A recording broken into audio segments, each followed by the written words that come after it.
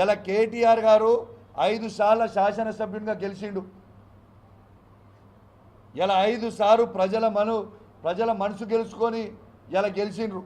ఇలా కేటీఆర్ గారు ఇవాళ తెలంగాణ రాష్ట్రాన్ని ఇలా ప్రపంచంలోనే ఒక మ్యాప్గా నిలబెట్టి ఇలా మనందరం గర్వపడేలాగా ఇలా కేటీఆర్ గారు మన తెలంగాణ రాష్ట్రాన్ని కేసీఆర్ గారు కేటీఆర్ గారు పెట్టిండ్రు. అనేక సార్లు మీరు కేటీఆర్ గారి మీద నోటికొచ్చినట్టు తిడుతూ ఉన్నారు, నోటికొచ్చినట్టు మాట్లాడుతూ ఉన్నారు. ఇలా నేను ఒకటే అడుగుతున్నా బండి సంజయ్ గారు, నేను ఛాలెంజ్ విసురుతా ఉన్నా. నీకు దమ్ము ధైర్యం ఉంటే నువ్వు మొగనివే అయితే నేను సవాల్ విసురుతున్నా కరీంనగర్ గడ్డ మీద నుంచి రా. ఈ గీతా భవన్ చౌరస్తాలో చెప్పు, నువ్వు టేక్ టైం మా కేటీఆర్ గారిని నేను తీసుకొని వస్తా. ఇలా ఏ సబ్జెక్టు మీద మాట్లాడదామో చెప్పు. ఇలా ఉట్టిగా మమ్మమ్మ తెత్తెత్తే బెబ్బెబ్బే కాదు. బండి సంజయ్ గారు, నీకు దమ్ముంటే సబ్జెక్టు మీద చర్చ పెడదాం దా. ఇరిగేషన్ మీద చర్చ పెడతావా కేటీఆర్ గారితో? దా వస్తాడు మా కేటీఆర్ గారు. సివిల్ సప్లై మీద చర్చ పెడతావా? దా వస్తాడు. నీ హోమ్ డిపార్ట్మెంట్ మీద చర్చ పెడతావా? దా వస్తారు. ఐటీ ఇండస్ట్రీస్ మీద పెడతావా? వస్తాడు. దా. కరీంనగర్ పట్టణంలో ఇలా కేటీఆర్ గారు ఎంత, కమలాకర్ గారు ఎంత అభివృద్ధి చేసిండా దాని మీద చర్చ పెడదామా? దా వస్తాం, చూద్దాం దా. ఇవన్నిటి మీద చర్చ పెట్టండి. మీరు సబ్జెక్టు మాట్లాడండి తప్పితే మీరు సబ్జెక్టు మాట్లాడకుండా మెమ్మెమ్మే తెత్తెత్తే బెబ్బెబ్బే అంటే కలవదు బండి సంజయ్ గారు. మీరు నోటికొచ్చినట్టు కేటీఆర్ గారి మీద మాట్లాడితే మేము కూడా నోటికొచ్చినట్టు కంటే మాట్లాడగలుగుతాం, నీకంటే ఎక్కువ మాట్లాడగలుగుతాం. నోటికొచ్చినట్టు నీకంటే ఎక్కువ మాకు కూడా మాటలు వస్తాయి. ఇలా కేసీఆర్ గారిని పట్టుకొని ఒక కేసీఆర్ కొడుకు అయితే ఏం మాటలు అవి? మాకు అన్నిక రాదా? నువ్వు మీ తల్లిదండ్రులకి అని మేము అన్నిక రాదా? మేము అనము. మాకు అనాల్సిన అవసరం మాకు లేదు, మాకు సంస్కారం ఉంది కాబట్టి. అసలు మీరు బాధ్యత గల హోమ్ మినిస్టర్ కాదా? ఇక్కడ నోటికొచ్చినట్టు మాట్లాడతారు, ఇష్టం ఉన్నట్టు వచ్చి మాట్లాడతారు. అసలు ప్రజల గురించి మీరు చేసింది ఏంటిది? ఈ 10 సంవత్సరాల ఇలా కరీంనగర్ పట్టణానికి మీరు పార్లమెంట్ సభ్యులుగా ఉన్నారు, ఏం చేసినావు చెప్పు.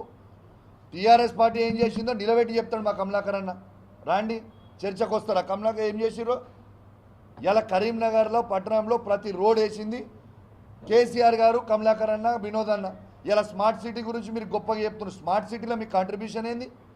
ఇలా స్మార్ట్ సిటీ తెచ్చింది బాజాబ్తు మా ఎంపీ వినోద్ కుమార్ గారు. వాస్తవం కాదా ఇది? నేను చేసినా అని చెప్పుకునేది. దీన్ని ఎంబడివాడి చేసింది వినోద్ కుమార్ గారు, ఇది వాస్తవము. వినోద్ కుమార్ గారు, గంగ్ల కమలాకర్ గారు, కేసీఆర్ గారు చేసింది వాస్తవం. మీరు చేసింది ఏముంది? 10 సంవత్సరాలలో రెచ్చగొట్టడము, గెలిపించడం తప్పితే. ఇలా నేను బండి సంజయ్ గారిని ఒక్కటే అడుగుతా ఉన్నాను, మీరు కేటీఆర్ గారిని ఏదో బాగా తిడుతురు. అసలు మీరు ఒక్కసారైనా ఎమ్మెల్యే గెలిచిండ్రా? ఇదే కరీంనగర్ పట్టణంలో మీరు ఒక్కసారైనా ఎమ్మెల్యే గెలిచిండ్రా? నువ్వు కేటీఆర్ని తిట్టే స్థాయి మీద పెరిగిపోయింది అయ్యాలా. ఇదే కరీంనగర్ పట్టణంలో గంగ్ల కమలాకర్ గారు మీరు చిత్తుగా 3 సార్లు ఓడగొట్టిండు కదా. ఏదో మేము విర్రవీగుతున్నాం, మేమేదో హీరో అని, నేను ఏదో అని. ఏంటిది? ఇలా 2 సార్లు మీరు పార్లమెంట్ గెలిచింది. ఎట్లా గెలిచిరు మీరు? నరేంద్ర మోడీ గారు వేవ్లో గెలిచిరు, అది మోడీ గారికి ఓటేసిరు జనం. ఇలా మీరు చేసింది ఏముంది? ఇలా మీరు ఒక్కసారైనా ఎమ్మెల్యేగా కరీంనగర్ పట్టణంలో గెలిచిండ్రా? అసలు ఎమ్మెల్యేగా ఒక్కసారైనా మీరు గెలిచిండ్రా? ఇలా మీరు కేటీఆర్ గారిని, కేసీఆర్ గారిని నోటికి మాట్లాడుతూ ఉన్నారు. ఇలా మేము కూడా అనొచ్చు కదా.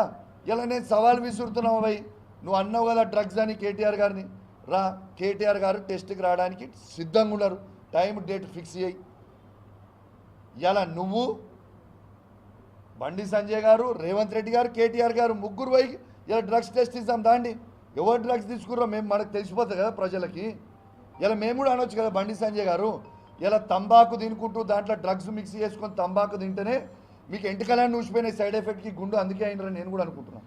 మరి మీకు కూడా డ్రగ్స్ టెస్ట్ చేయాలి, ఖచ్చితంగా చేయాలి బండి సంజయ్ గారు. మీకు కూడా ఇలా మాట్లాడుకునేది నోటికొచ్చినట్టు మీరు మాట్లాడితే నోటికొచ్చినట్టు మేము మాట్లాడలేమా? మాకు రాదా? మాకు చేత కాదా? ఇలా డ్రగ్స్ టెస్ట్కి రాండి, మరి సిద్ధంగా ఉన్నారు మేము కూడా. అసలు ఇలా టాపిక్ ఏంది కరీంనగర్ పట్టణంలో? ఇలా మీరు ఇలా సిగ్గుపడాలి బండి సంజయ్ గారు అని నేను అంటూ ఉన్నాను. ఇలా ఏం మాట్లాడుతుంది బండి సంజయ్ గారు? మొన్న ప్రెస్ మీట్ పెట్టి మాట్లాడినప్పుడు ఏం మాట్లాడాడు? అసలు హోమ్ మినిస్టర్గా నాకేం సంబంధము? ఇవాళ ఇక్కడ ఉన్న కౌశిక్ రెడ్డి గారు ఏదేదో మాట్లాడిపోతుండు, బీఆర్ఎస్ పార్టీ బురద చల్లిపోతుంది. అంటే తెలంగాణ రాష్ట్రం అనేది భారతదేశంలో లేదా? తెలంగాణ రాష్ట్రం ఏమైనా శ్రీలంకలో ఉందా, బంగ్లాదేశ్ ఉందా, పాకిస్తాన్ ఉందా? ఏడుందా తెలంగాణ రాష్ట్రం? భారతదేశంలో లేదా? ఈ భారతదేశానికి బండి సంజయ్ గారు హోమ్ మినిస్టర్ కాదా? సహాయశాఖ హోమ్ మినిస్టర్ కాదా?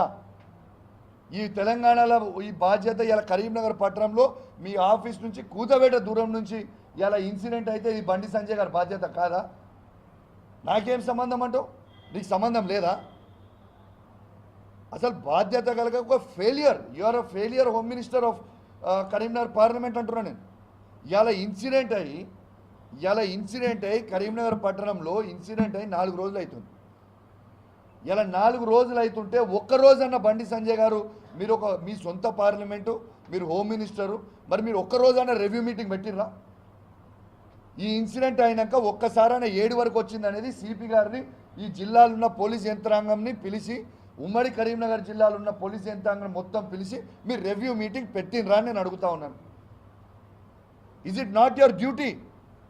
నాకేం సంబంధం రాష్ట్ర ప్రభుత్వానికి? భారతదేశంలో తెలంగాణ కూడా ఒక భాగం బండి సంజయ్ గారు. అది పార్లమెంటు అనేది మీ దాంట్లో వచ్చింది, మీ పార్లమెంట్లో ఉన్నది ఇక్కడ. Is it not your duty?